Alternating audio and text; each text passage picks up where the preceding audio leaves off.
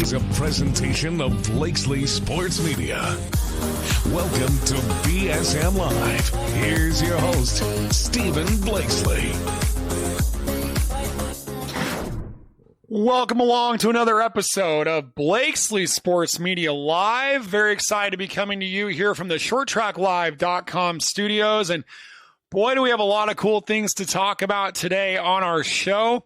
One of the cool things that's going to be going on our show today is we're going to be revealing the top 3 drivers in the state of California in pro late model racing as ranked by ShortTrackLive.com. So we'll have that unveiling coming up in just a little bit. We're also going to have Jason Galvin, the MAVTV pit reporter out there at Madera Speedway. He's going to talk with us a little bit about how we came up with these rankings for the top 10 drivers in the state of California. We're also going to talk about the drivers that missed out on making the top 10 in 2019 and what they have to do to make the top 10 in 2020. As always, as folks start to log on here to Blakesley Sports Media Live, please comment with where you're tuning in from and also what your favorite home racetrack is, as we just keep trying to keep positive thoughts through this COVID-19 pandemic.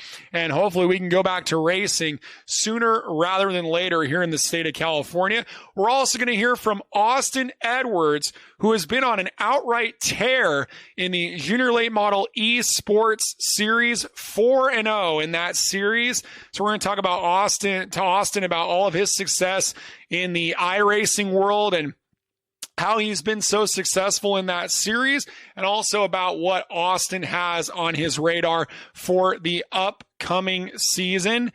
Here on Blakesley Sports Media Live, want to say hello to Giovanni tuning in from Lakeport Speedway and Brad Young tuning in from the Race Car Shop in Lamont, California. Larry Adams tuning in with his home track of Antioch Speedway. Bob Blakesley, virtual Irwindale. We'll be talking about virtual racing a little bit later this evening, so don't worry about that. We'll be going virtual. We'll talk about that later on tonight. Chase Shackelford, Orange Show Speedway. Want to welcome you along here to Blakesley Sports Media Live. And before we go into our countdown for our top 3 pro late model drivers in the state of California, I want to remind you guys that our website is up and running at ShortTrackLive.com. And one of the ways you can help support the racing news content on our website is we have merchandise for sale. And this is our brand new Lightning print. It's available in white, gray, and red. We also have the regular stacked Short Track Live logo available on both a t-shirt and a hoodie. It would really help us out as we try to make this content and try to grow this website. If you guys are interested in supporting it, that's the best way you can help us out, is by purchasing our merchandise. So that's available right now at ShortTrackLive.com. Hello to Matt Went and Heidi Edwards out there. We'll be hearing from Austin Edwards in just a little bit. But without further ado, the article is up on ShortTrackLive.com, the ranking of the top 10 pro late model drivers in the state of California for the 2019 season. And it's time to unveil our top 3 for 2019. And we start off, and this was the tough debate. We start off with 3rd place in the rankings. We start off with none other than Jason Romero, the 2019 All-American Speedway Track champion with 6 main event victories at Roseville, but did not have a victory outside of Roseville. Was very strong at the short track shootout at Madera Speedway at the end of the year, and then had mechanical problems that bounced him. He had a shot to win that race, and then a runner-up finish in the $10,000 to win race at Roseville in November. And that was enough to propel Jason Romero to number 3 in our pro late model poll. And like we said, it was a little bit of a debate for who would rank number 2, whether it would be Romero or this driver, the 2019 Madera pro late model champion, car number 11, Austin Herzog, is going to rank number 2 in the state of California, and just a little bit of an edge for Herzog over Romero. The Madera MAVTV Pro Late Model Series, the Nut Up Series, getting just a little bit of an edge over the Roseville NASCAR Late Model Series, but very close. This was a very tough debate. Neither of these drivers had a win outside of their home track in the 2019 season, but Austin Herzog avenges that loss that his father Brian had in the 2015 series and wins and is going to be number 2 in our ranking. And no big surprises here. Number 1 in our ranking with 11 main event wins this year, Jeremy Doss out of Upper Lake, California, is going to be our number 1 pro late model driver in the state of California for 2019. 11 main event victories, had some really impressive streaks through June and July, and then from the end of August to the end of October, where he was just on fire. And those 2 little stretches comprised all 11 of his main event victories. And so Jeremy Doss, in that outlaw-bodied late model that we like to call Bonnie, is going to be our number 1 driver in the state of California for pro late model racing. And the question that looms large right now, can Doss repeat in 2020, especially with taking that body off the car? And that's what we're going to find out once the season does get underway. Again, you can go to shorttracklive.com to take a look at our rankings, and we have articles and posts about the whole top 10 on shorttracklive.com. And we're going to bring in our contributor on shorttracklive.com. Let's welcome in Jason Galvin to talk about how we arrived at our top 10 on the Pro Late Model rankings on shorttracklive.com. We bring in our guest, Jason Galvin, one of our contributors on shorttracklive.com, to talk about this pro late model top 10. And Jason, thanks for coming on. Yeah, great to virtually be hanging out with you, man. Wish we were doing this at the track. Yeah, for real. We get to do this stuff at Madera Speedway. Of course, I get to be up in the booth. You get to be down there in the trenches talking with these drivers. And so you may be the one that has to take an earful from the results of what we've posted, right? Something like that, yeah. I've already forwarded my phone calls to my secretary. So let's dive into these rankings, and let's start up right off at the top. And, probably a little bit of a debate. I mean, Jeremy Doss, number 1, is no doubt, right? Yeah, in my mind. Probably a little bit of a debate about second place. How do you think this played out, having Austin Herzog rank 2nd in California versus Jason Romero? Kind of a toss-up there, right?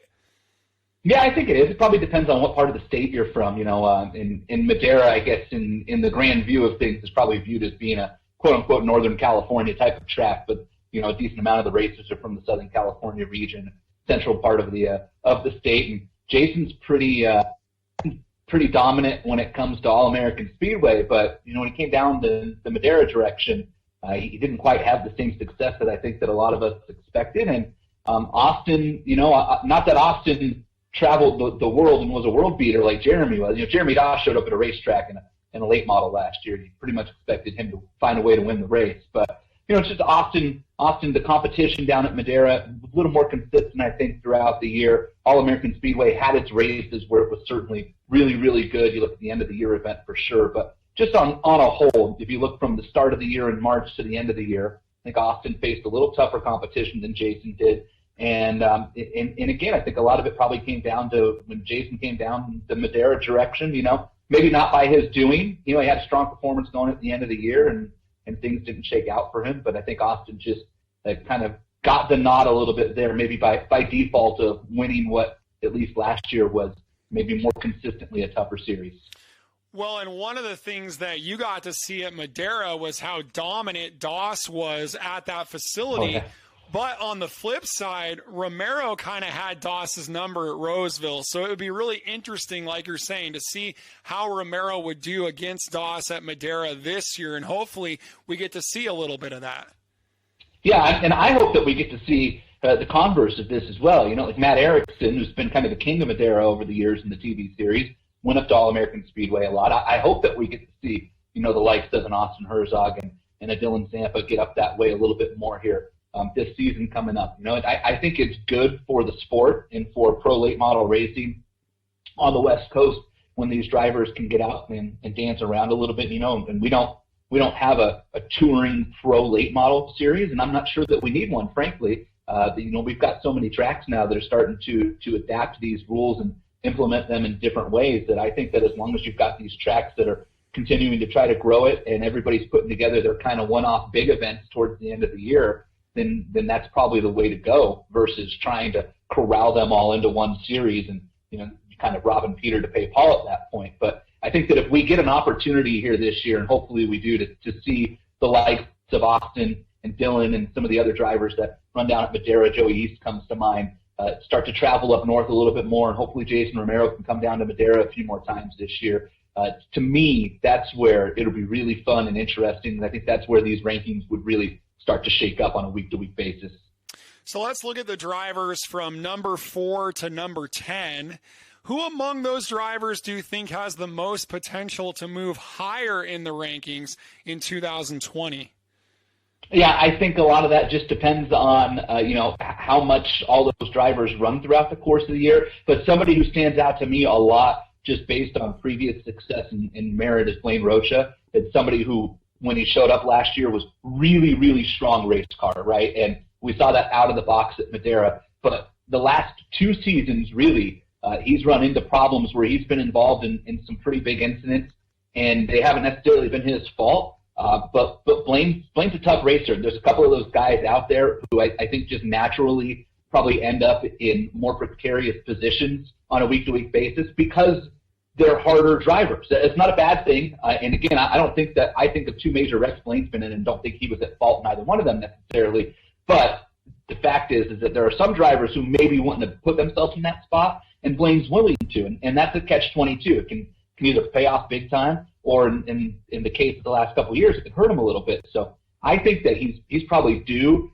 for some of that luck to swing back the other way. And we've seen him find victory lane, and he's talented in the big motor tour cars as well. He's got a big team behind him. He's got good funding behind him as well. And I think that if he shows up this year and is able to go run a full season at Madera, go run 3 or 4 races up north, go to Vegas once or twice, and bounce around in the pro late model as well, if I had to guess, he'd probably find his way up there into the top 3 or 4.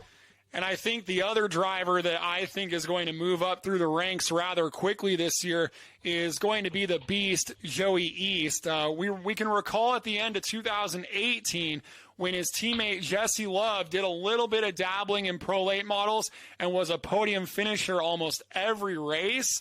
And you got to think the 88 crew could probably do the same thing. They're planning on running all the pro late model races this year. And I got to think they're going to be a contender for the overall points at Madera. Yeah, and, the thing about that team, right, so the Nate Clower team is as good as it gets when it comes to running these pro late models right now, especially at Madera. That's the place to go if you're jumping into this and you don't have, a rich family history and the type of crew support that you think that you need. Everybody knows that's one of the first teams that you should pick up the phone and call if you're looking for a competitive ride. And when you look at somebody like Joey, see, there's somebody who to me is kind of on the inverse side of somebody like Blaine Rocha we just talked about, where Joey's driving seems to be kind of like his demeanor and personality, a lot more quiet and reserved, and he just kind of goes about his business, and then you look up at the end of the race and you're like, whoa, there's Joey, and he's up in the top 5 and running, and that happened when he jumped up into the pro late models. He just kind of went about his business. He let guys go who were in a hurry, and he took spots when people made mistakes and kept all 4 bumpers on the car, and at the end of the race, he was hanging around, and Jesse Love, in many senses, was the same way. It's almost like Mike Nake's got a style for driver that he wants. And you look at the way that Jesse Love was as well, not a real loud, boisterous driver off the track, and there's nothing wrong with that. We've seen both styles succeed, but I would not be surprised at all to see Joey find victory lane in that series. We've seen rookies be successful. You look at Dylan Zampa last year, so there's precedent for teenagers jumping up into the pro late model ranks and being competitive right out of the box on a full-time basis. And I'm with you. I would suspect that Joey will be right there. Who's the driver, Stephen? Let me ask you this. Who's the driver that didn't crack the top 10 that you think is going to make a splash this year? Well, I think that's the thing we really have to talk about because it reflects a lot about the strength of the pro late models in California, that there are probably 5 or 6 drivers that missed the top 10 that had an argument. And of course, Carlos Vieira stands out. If he had had that season opening victory at Madera before he had that incident with Blaine Rocha, he's probably a top 10 driver, second in the points. But the driver that I really hone in on is Racing Jason Aguirre, who was top 5 in the points at both Madera and Roseville. Very consistent driver, lots of top 5s. But his biggest problem did not get a big victory. We kind of look at least for me, I kind of look at the nut up races and the Roseville races as being a little bit higher than the club races. So Aguirre has had success at the club level, but he needs a breakthrough win at that upper level, and that's what he needs to break that top 10. Yeah, Jason Aguirre, he's kind of like the anomaly in the Pro Late models on the West Coast, because you look at him, and again, very consistent driver, like you talked about, usually not involved in messes, other people's messes. You don't see him make a lot of mistakes himself, and I think because of that, consistency is king, and that's why he was in championship contention at multiple racetracks last year, all the way up to the end of the season. But like you said, he's yet to find that big breakthrough moment, and I think that some of that might be found just in the conservative nature of his driving. He's not one to jump to the front of the pack. He's not one to, really, really try to overdrive that car early on and make big moves. And so as a result, when he tries to go later in the races, sometimes I think it's a matter of we look with 30 laps to go and he's in 7th or 8th and he starts picking guys off and he just runs out of time. Driver, very well that we're going to probably hear from about this top 10. That's Racing Vernon. Sure. What do we do about Racing Vernon? It seems like every year he's got one of the top 2 or 3 best cars. He is obviously a very raw, talented driver, and then things always go wrong for him. Always. Yeah, the bad luck charm has kind of followed Racing around throughout his career, from running in super late models at Kern County Raceway to the pro late model race now here at Madera and traveling around with those cars. And you're right, he's so fast out of the box especially. And I think last year when the season started, everybody kind of had their eyes on him as maybe the top contender or one of the top, 2 or 3 contenders at Madera over the course of the year. And then they had mechanical issues and they had more mechanical issues. And I think that, Racing's an emotional young man, and I don't fault him for that. When I was driving race cars, in many sense, I was the same way. It was easy to ride the highs and also easy to let the lows kind of get to you and affect you a little bit. And so I think that probably started to affect the way he was driving as the season went on. Once we do, but before we let you go, you got to tell us more about what you're up to. Of course, we're all kind of laying low right now because of COVID, but we might not see you at Madera very often. Tell us about that. Yeah, this year, the original schedule, the way it worked out, I think I was going to make 5 of the pro late model races and maybe one of the tour races. So I picked up a pretty hefty schedule with the NHRA doing drag racing, which is, as you know, is one of my good friends, is kind of where my family history and background in auto racing started. And I was in Pomona and I went to Phoenix and I was boarding an airplane to fly to Gainesville, Florida, and then this whole deal happened and got yanked off, thankfully, before I got on the plane and flew to Florida just to turn around and come back home. But I'm eager for the racing season to return in general. Yet I think I was going to be at a racetrack about 35 weekends this year, which means I'm going to start competing with you at some point for most weekends where the wife and kid go, man, you're at the racetrack again. But it could be worse. We're both very fortunate that we've had the opportunities we have, and Well, I want to thank Jason Galvin for that discussion. Some interesting poll results. Let's run through these poll results real quick before we bring up our interview with Austin Edwards. And first, the question was, who do you guys think should have ranked number 2 in the state of California in Pro Late Model racing? And Austin Herzog got the best of that one. And I was really curious, Herzog versus Romero. We debated that very heavily. Can Jeremy Doss repeat what he did in 2019? Unanimously, you voted yes. So I'm interested in that. And then who among the drivers that missed the top 10 might make the top 10? And pretty strongly, everyone says Racing Vernon. I think you might be right. Racing Vernon could be on the cusp of a big season. Another guy having a big season right now is Austin Edwards, but in the virtual sense. He would like to be a pro late model driver perhaps someday, but right now he's in the virtual junior late models. Maybe one day he'll be contending with our number one driver, Jeremy Doss. But we took an opportunity to hear from Austin Edwards about his 2020 season plans here on Blakesley Sports Media Live. The ShortTrackLive.com hotline is Austin Edwards, the points leader in the Junior Late Model eSports series on iRacing. And Austin, thanks for coming on the program. Not a problem. Glad to be here. So this has been a pretty remarkable couple of weeks for you with your career, picking up 4 victories against some of the best junior drivers there are on iRacing.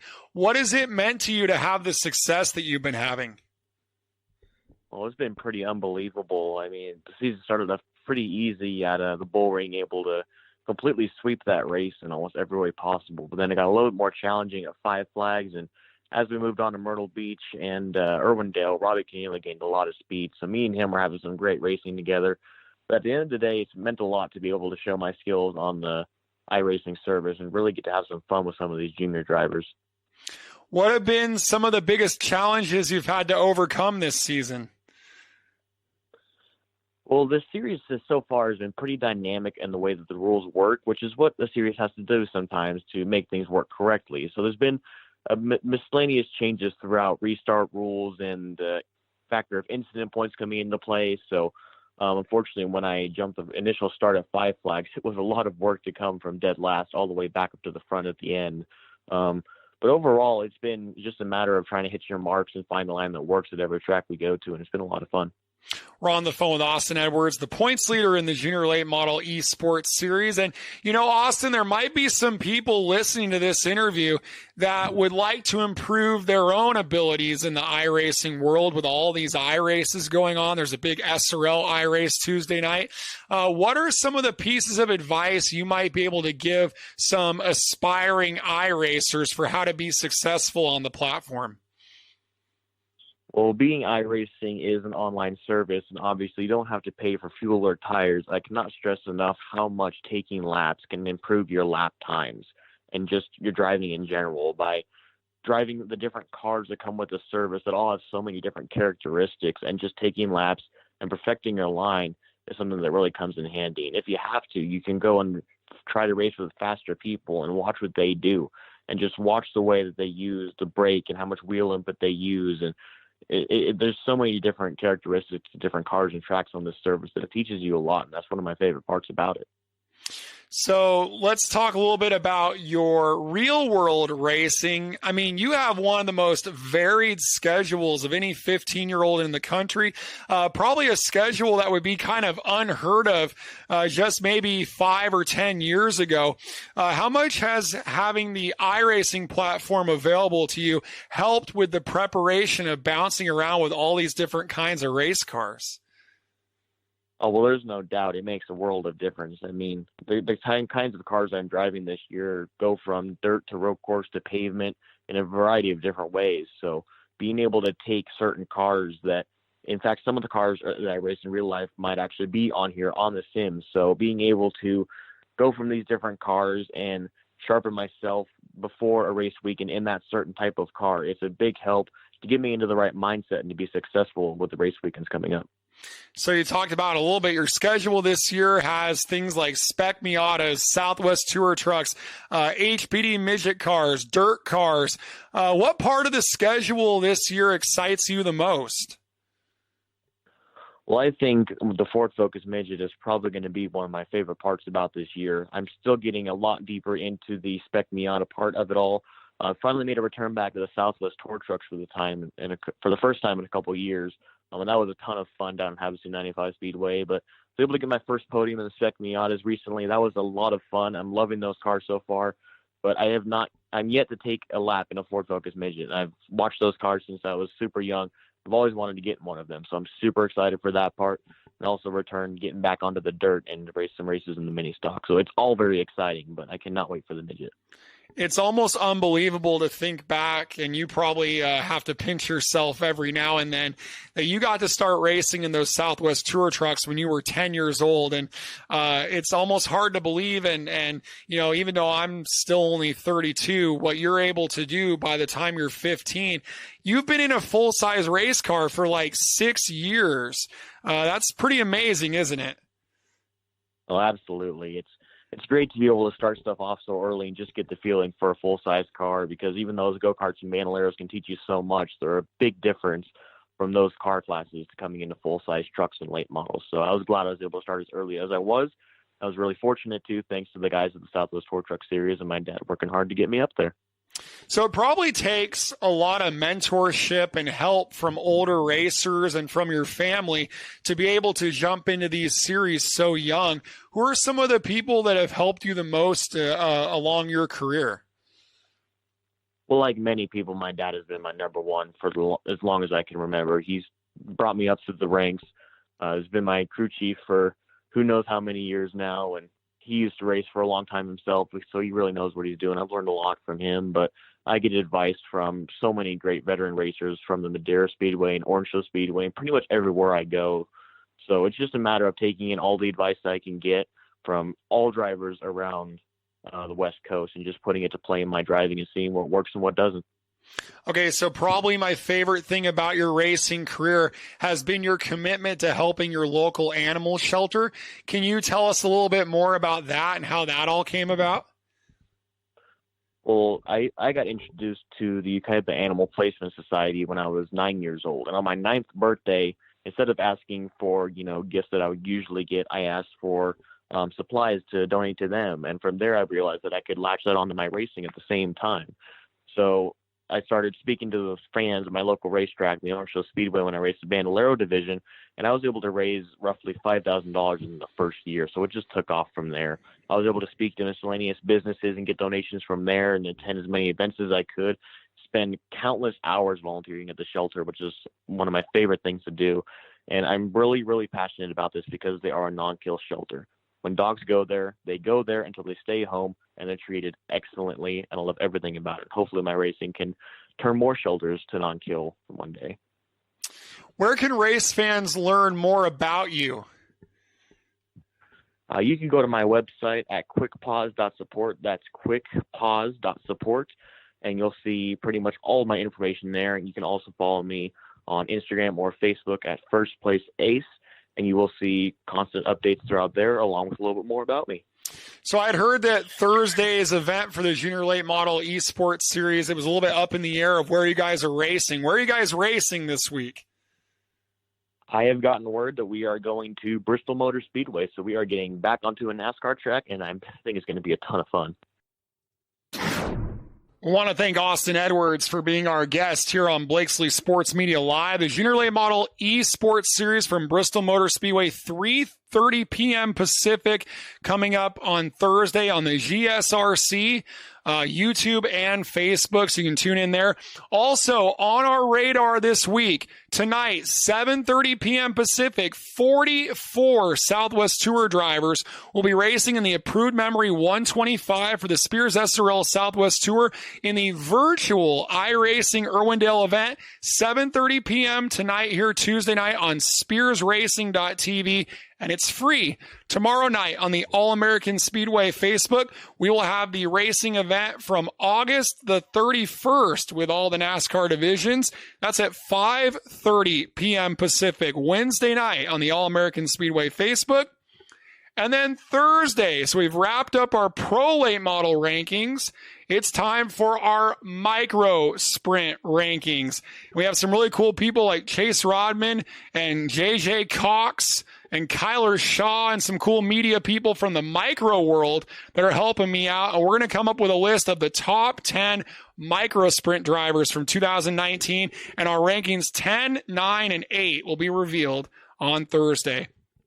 As always, if you miss an episode of Blakesley Sports Media Live, you can go to shorttracklive.com, click the live show button, and we have links to everywhere you can listen or watch Blakesley Sports Media Live. And we really thank everyone for their support of our new website, shorttracklive.com, with daily updates on West Coast motorsports news. And you can go there now and read our articles about the top 10 pro late model drivers in the state of California. Thanks to everyone for tuning in to Blakesley Sports Media Live, and we'll see you at the races.